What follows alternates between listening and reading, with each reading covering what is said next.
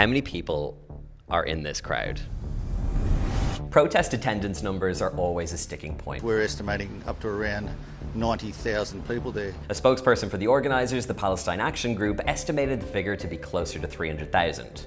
But how do we work out who is correct? I was right up the front in sort of the media scrum at the head of the march. And so I wasn't able to appreciate just how many people were behind that front until I got to the end of the bridge with the head of the march and found out there were still people at the park where we had started the march 2 hours ago. We've seen it in the comments, people who were there saying that 90,000, that just can't be true. So starting at Wynyard station, which was where a lot of the demonstrators were pouring out of to then join the march, up until roughly where protesters were turned back, which was around the Milsons Point. What sort of distance is that then? Yes, it's 2.5 kilometers. The Sydney Harbour Bridge itself is 49 meters wide, but the road itself is actually only 30 meters wide. So if we times the 30 meters by the 2.5 kilometers, we get the total square meter of that area.